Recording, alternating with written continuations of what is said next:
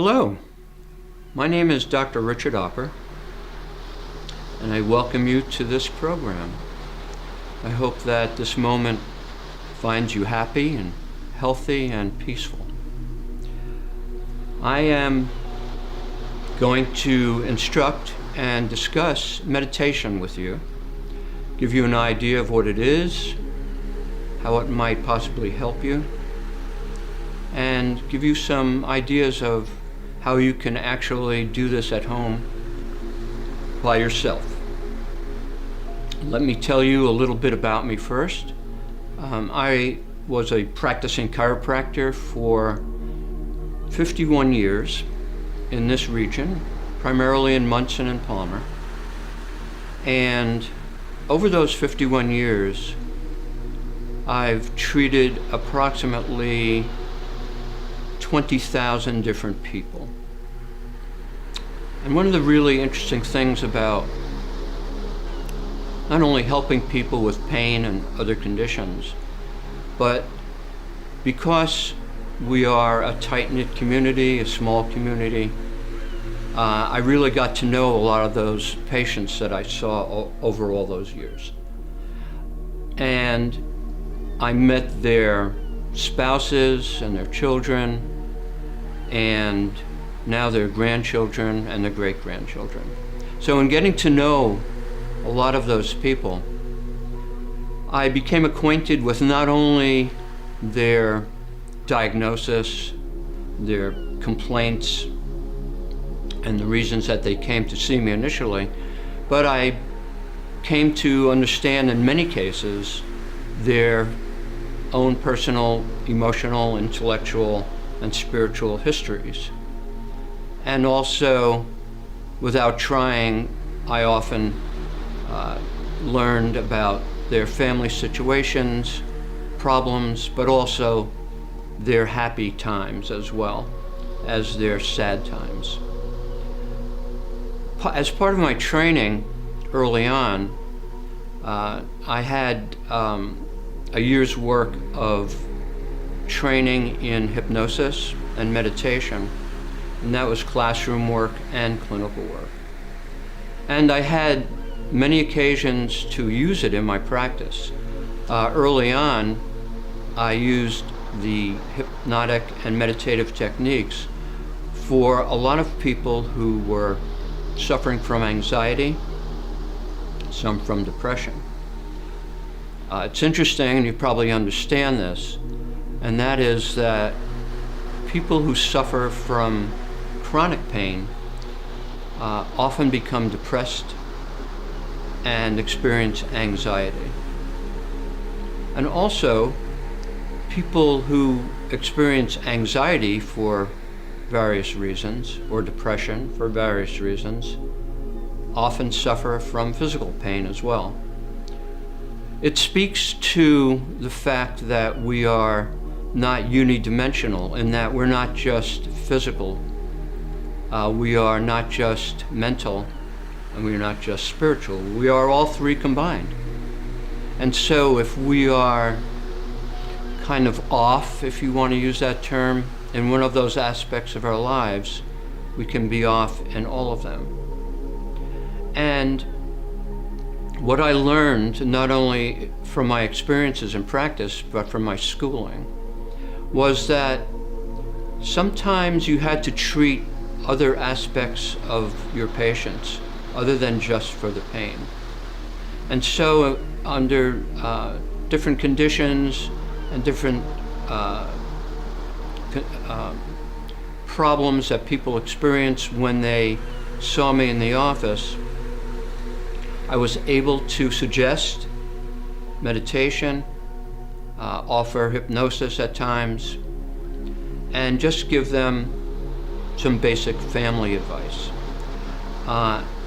One of the things that I learned in my schooling was that oftentimes the beginning of healing, whether it's your physical healing or your mental or emotional healing and your spiritual healing, is the act of forgiveness. Not only offering forgiveness, but accepting forgiveness as well.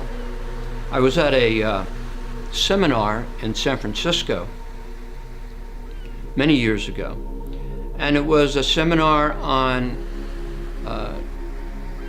affirming your self-worth.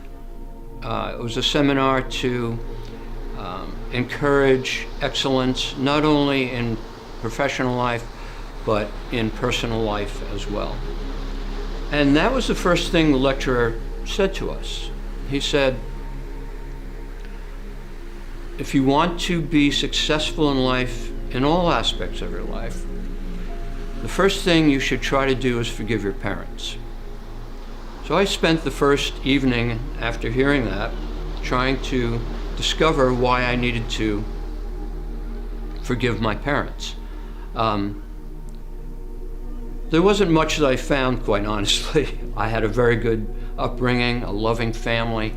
But the next day, when we opened the session, the lecturer asked, did anyone have any revelations when they kind of explored what I suggested, and that was to forgive your parents? And several people raised their hands and expressed that they were happy that he had suggested that. And I might add that he said, and he offered a caveat, and that was that he was not a psychologist, and he wasn't going to go into it with any depth. But what was important was that each of us, if we had a problem at some time with our parents, or we had bad experiences, whatever they might have been, that it was important as a starting point to offer forgiveness, blanket forgiveness. Because, as you probably know, if we have a mindset in which we are unforgiving, we are the ones who suffer, not the people who we can't forgive. So healing starts oftentimes with something as simple as that, but yet complex. And after all, we are very complex systems, if you want to use that expression. We are, as far as we know, the most complex systems in the universe. We are complex on many levels. Our physicality, our mentality, our spirituality, our abilities to learn, to explore, to invent, and also our abilities to love unconditionally, and to have experience and practice filial love. These are all important things and part of our complexity as human beings. Oftentimes, those good aspects of what we are, what is our birthright, which is attentive love, a sense of security, and happiness, even as early as the first day after we're born, we require those things to live comfortably and to live successfully. Sometimes when we grow up, we don't acquire those as efficiently and as easily as we can speak about them. So oftentimes we are, and the terms that they use now are damaged or wounded when we are children. We grow up with that. So these are some of the things that meditation can address. Now, meditation is really a pretty natural process. The word comes from the Latin, which is meditatis, and it means deep thought, concentration, focused attention, and focusing attention inwardly. We do that naturally many times, and we don't call it meditation, but it just happens to us. And those experiences can be described sometimes as daydreaming. For instance, if you're a passenger in a car or a train, bus, whatever, and you're looking out the window and you're kind of focused on the landscape or the trees that you're passing by rapidly. Sometimes that occupies your consciousness and your mind goes into deep thought, to the extent where if you're on a trip or your mind is in that particular mode, time goes by and you don't even realize it. An hour can feel like 5 minutes or 2 hours even. And that is a result of an inward focusing, because your consciousness is distracted by what you're looking at and is occupied by what you're looking at. And that is the basis for many of the techniques used to induce meditation.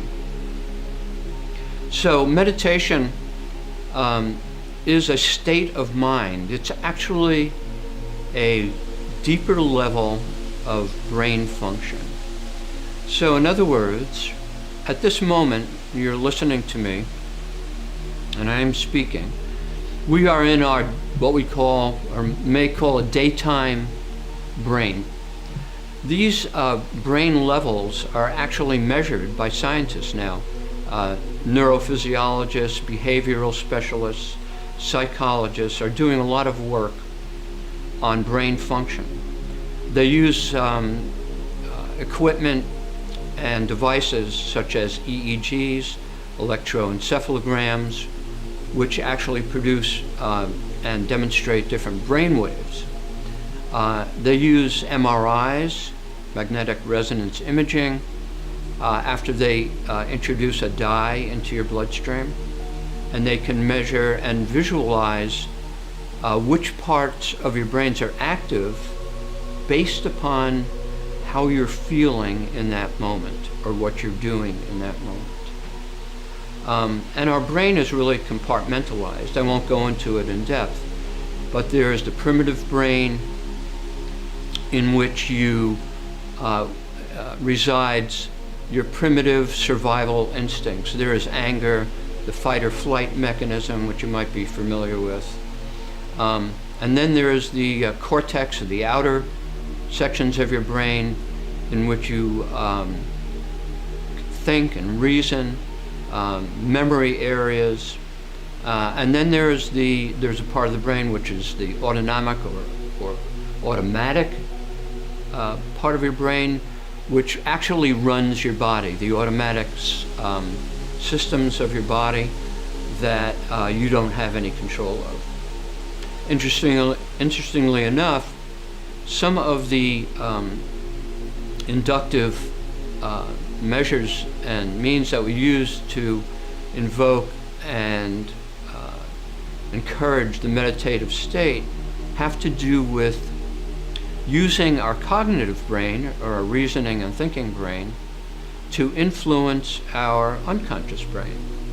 And so one of the techniques we call relaxation, progressive relaxation, where we have you just sit comfortably and close your eyes and consciously think of the parts of your body, starting with your head, and asking you to relax the muscles in your head and your forehead, your face, your jaw, especially your jaw. Science has recognized that when we are anxious or worried, oftentimes the first muscles in our body that react to that unhappy stimulus is the jaw muscles. And so there are some people who actually create TMJ, temporomandibular joint conditions, inflammations, because they grind their teeth and their jaws are so tight. So you can control that by using your cognitive brain and to influence the muscles that are normally under unconscious control to be under conscious control, and you can relax that way. So you progress down your body in progressive relaxation until you finally reach your feet. You become very mindful of how your body is feeling that way. And that serves two purposes. The relaxation is necessary for induction into a meditative state. So whatever you can do to relax really introduces you, or can introduce you, to that meditative state.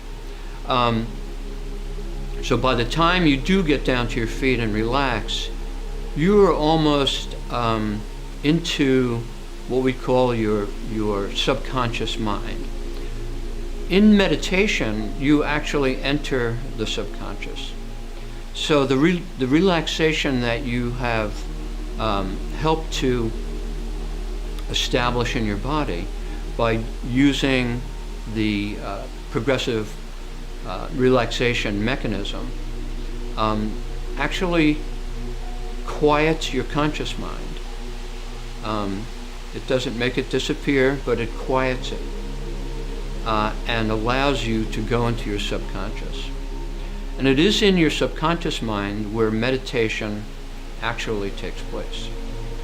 So there is no, meditation is not a contest. There are no good meditators and no poor ones. It's a process. And even the very beginning of the process, the first time that you try to do it, is beneficial.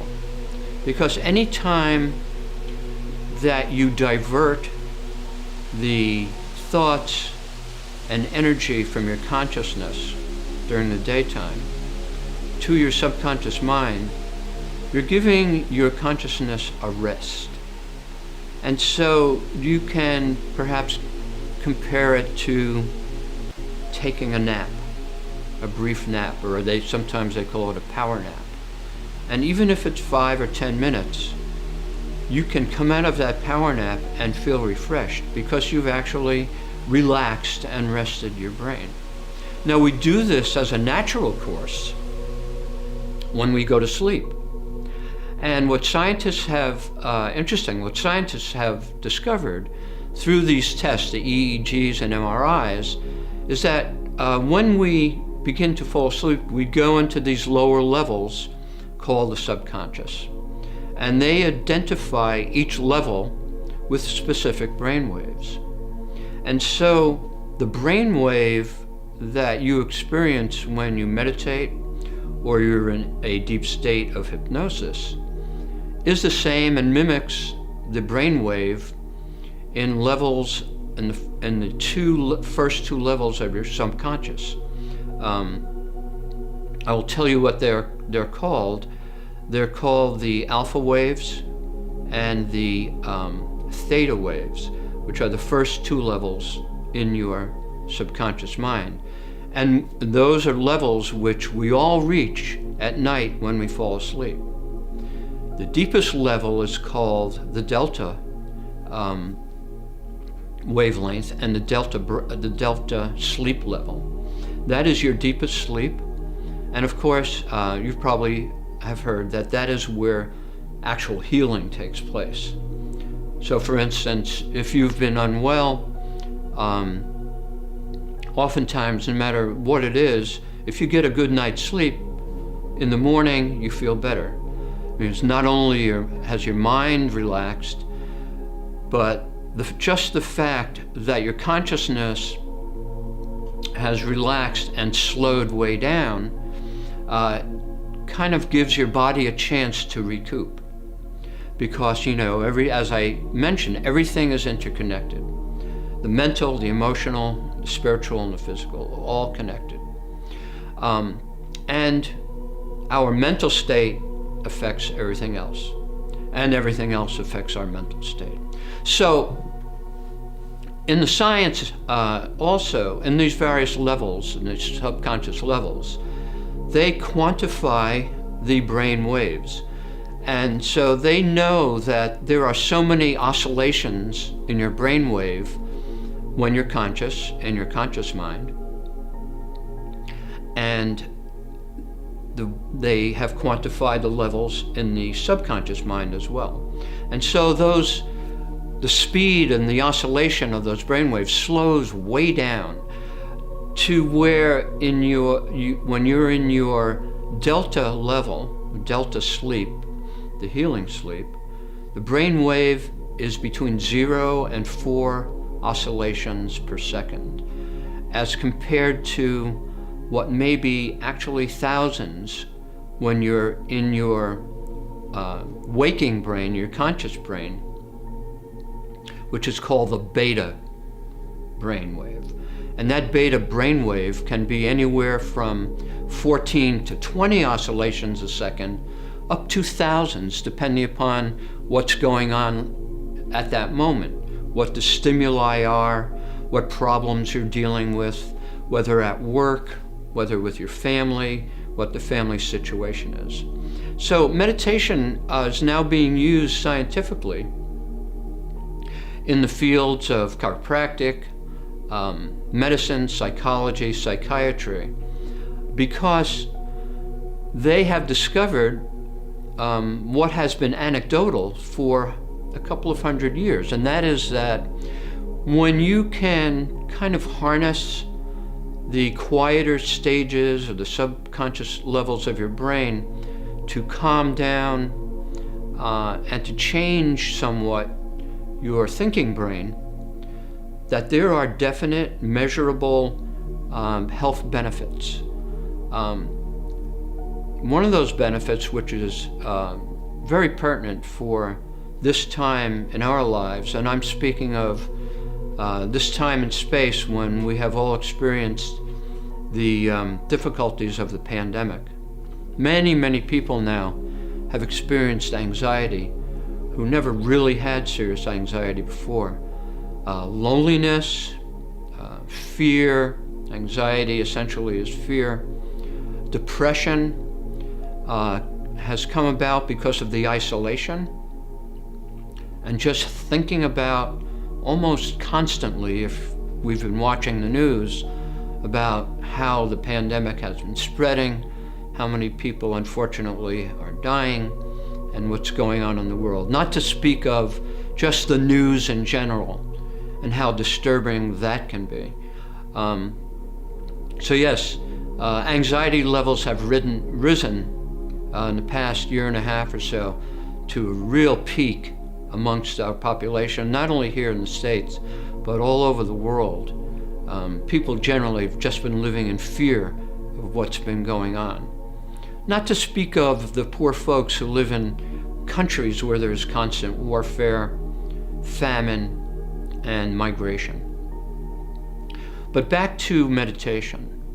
So meditation has become a tool for professionals in the healing arts to help those with anxiety problems and the secondary conditions that arise from anxiety. So when people are anxious, their levels of adrenaline are always peaked. And so the byproducts and the secondary conditions because of that can be digestive problems, headaches. People suffer from high blood pressure because of that. And those are some of the common conditions that tamping down anxiety by controlling and changing your brain waves through meditation help. They've quantified through research in the last several years that 30 to 40% of people who are diagnosed with depression can maintain a healthier attitude and brain function if they meditate after they go through a series of treatments with a psychologist or a psychiatrist. And they've found that a lot of those people don't have to rely on medication to change those brainwaves. And that's one of the benefits of meditation for all of us. Those of us who may suffer from severe anxiety often try other means to control it. They call it self-medication. And sometimes we all know that these substances we use for self-medication are not really conducive to our general health. So today, meditation is actually being taught not only by non-professionals, which is fine, but by people who are trained in the various aspects of the healing arts. So it's becoming very mainstream. Meditation is not easy, and it's not hard. The strange thing about trying to meditate is that if you try to meditate or you try to work at it, you're kind of defeating the purpose. Meditation should be achieved almost as easily as when you fall asleep and your brain transitions into that first level of consciousness, subconsciousness. And that is the level in which we begin to enter what we call a meditative state. And so when you try, you actually are using too much conscious brain power to relax, and which you should be doing just the opposite. So therefore, the relaxation and induction techniques that we use are very important, and we bypass too many outward conscious level thoughts so that we can achieve the meditative state. So relaxation, to reiterate, is a very important part of the meditative process. Before I go any further, let me just say to you, I will do with you in this program a meditative induction. It's not going to be deep, but it's going to help you get started, if you will, and you can do it at home and comfortably. We use other types of instruction, and to deepen the meditation, we talk about fears and anxieties in sessions. We talk about being happy and how to be happy in different sessions. Again, we deepen the meditation in a particular session. In the first session that everyone has to go through, we are introduced into meditation. We go into a meditation, and I, as a meditation guide, bring you there using the various induction techniques. Now, I mentioned the induction technique, which I call progressive relaxation, but there are others. What you will have noticed in looking at your TV screen at this moment are backdrops. There may be some ocean videos, maybe some music and sounds, and those are induction techniques as well. So the repetition of waves and even the repetitive sounds of the waves help to calm the conscious mind and bring you into a meditative subconscious state. Looking at the scenery, beautiful scenery, can do that. Listening to sounds and music can bring you into a meditative state. The Tibetan monks have mantras, and they make a vocal sound. It's like a deep humming. And that diverts the consciousness away from the subconscious mind. That allows a deepening into the meditative state. And they practice that continually. Some people use the sounds of Tibetan bowls. If you're not familiar with Tibetan bowls, you can go on YouTube and search it. It's very interesting. They are pitched differently, and some of the pitches are more acceptable to different people than others. But you can find a pitch using a Tibetan bowl, which you can actually buy if you want and use. Some meditation guides actually use Tibetan bowls. And the sound, concentrating on the sound, just naturally brings you inward. So that we use these sensory stimuli to bring you into a meditative state. So again, I use the progressive relaxation, but I like to use it along with a scene of waves at the beach, or a scene of the sky, the night sky, or just clouds moving, or a scene of being on a boat, and also with the sound that accompanies those scenes. And so with the relaxation and the inductive tools that I use and that you can use even at home will bring you into this meditative state. So let's try to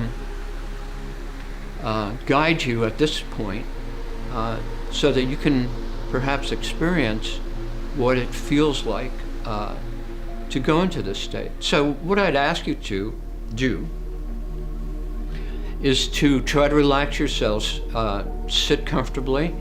If there's anything that's irritating you, maybe your shoes are too tight or your belt is too tight, loosen it up, try to make yourself feel as comfortable as possible. If you're not warm enough, put a blanket on, but sit back, and don't try to relax. As I said, don't try to do this, just let it happen. So, keeping your eyes open for a while, you can just look at what you're seeing on the TV, which is perhaps a pleasing scene that will enable you to come out of your conscious mind and thought process and start to relax. So I would ask you at this point to close your eyes if they start to feel heavy.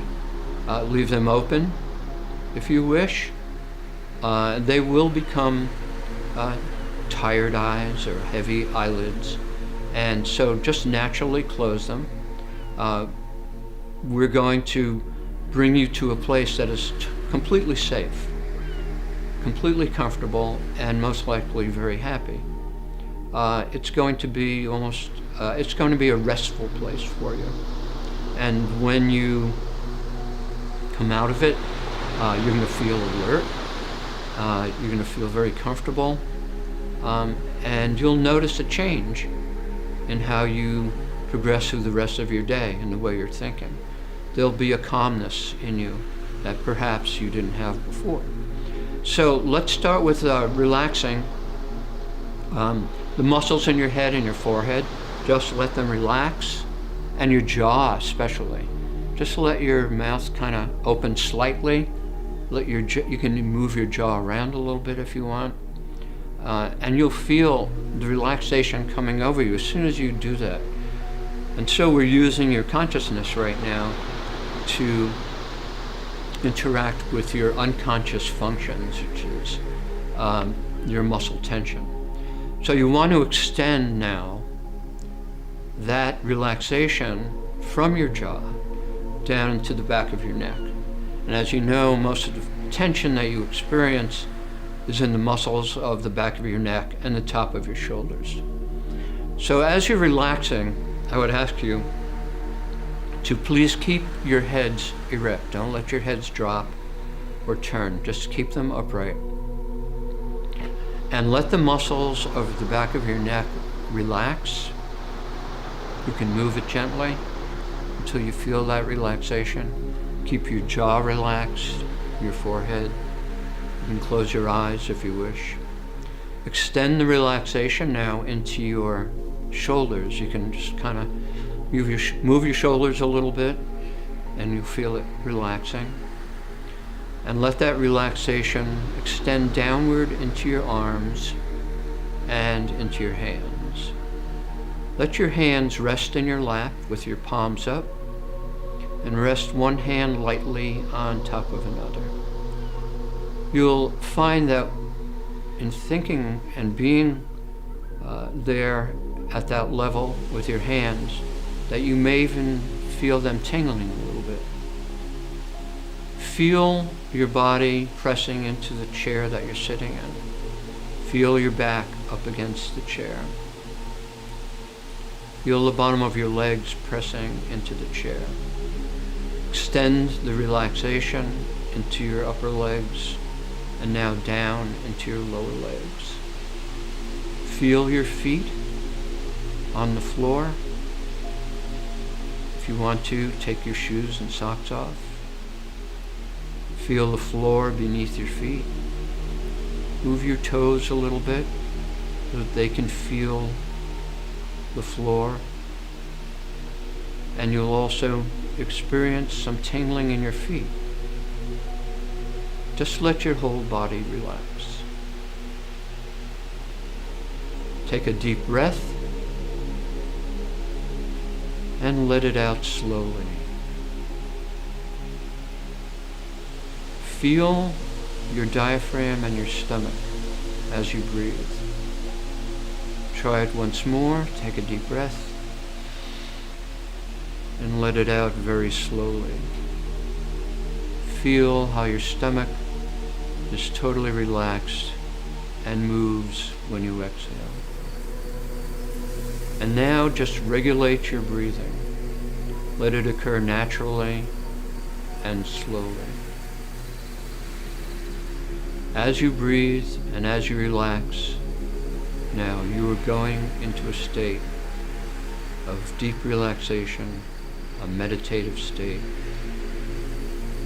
It's very comfortable, very relaxing. And I'm going to deepen it for you even more. I'm going to count backwards from 10 to 1. And as I do, see yourself going down a staircase. And with each step downward that you take, you become more and more relaxed. 10, 9, 8, 7, 6, 5, 4, 3, 2, 1. Very relaxed, very comfortable. I'm just going to stay here just for a moment.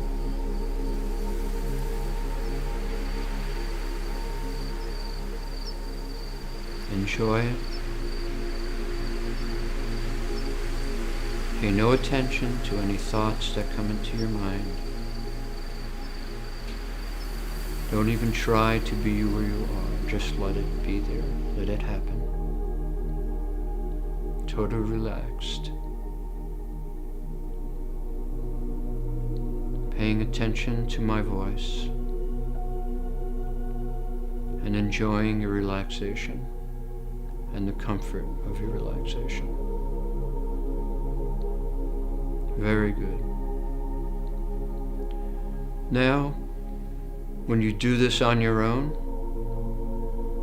you can get right back to this place by merely counting backwards from 10 and going down the staircase. And you will find that each time you do this, you can go deeper and deeper into a state of meditation and relaxation. And you can come out of it whenever you wish. You can even set the time before you do it, and you will automatically come out. When you awaken, you will feel refreshed, almost as if you've had a full night's sleep. So we're going to come out now and go back up the stairs as I count from 1 to 10. 1, 2, 3, up the stairs, awakening. 4, 5, becoming more alert. 6, 7, 8, awakening. 9 and 10. Open your eyes. You should feel pretty relaxed. You will remember what I said to you when you were in a deep state of relaxation so that you can achieve it on your own.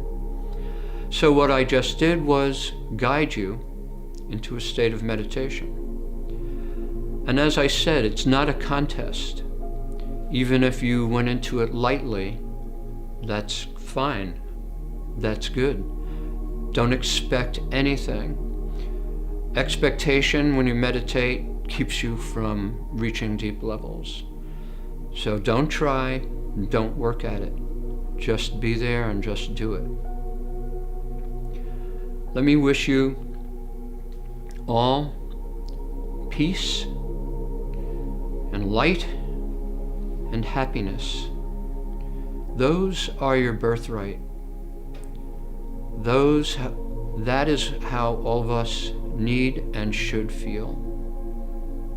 Thank you very much for listening.